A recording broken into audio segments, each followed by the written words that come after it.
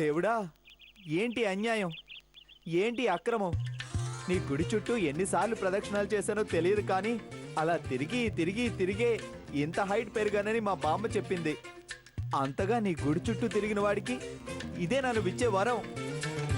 ఏ అపర్ణను చూస్తే నాకు చిరాకు, ఏ అపర్ణను చూస్తే కోపం, ద్వేషం, పగ, ప్రతీకారం పొయ్యి మీద పాలలాగా పొంగుతాయో అదే అపర్ణని నా భార్యగా డిసైడ్ చేస్తావా?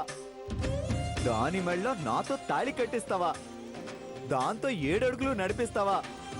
నాకు నీ నిర్ణయం నచ్చలేదు, మా బామ్మ నిర్ణయం నచ్చలేదు. అన్నిటికీ మించి ఆ చపాతీల అపర్ణ చమత్కారం అస్సలు నచ్చలేదు. అందుకే దాన్ని చేసుకొని చచ్చే కన్నా ఆత్మహత్య చేసుకొని చేద్దామని నిర్ణయించుకున్నాను. అందుకే ఈ కొండ ఎక్కాను.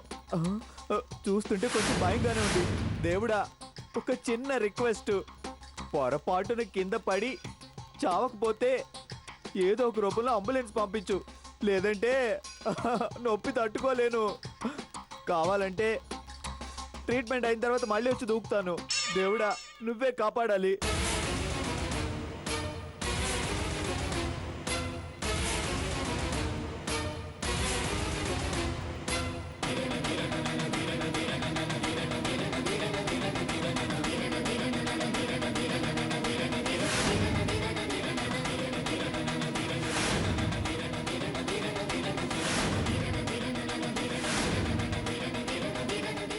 ఏమైంది బామ్మ?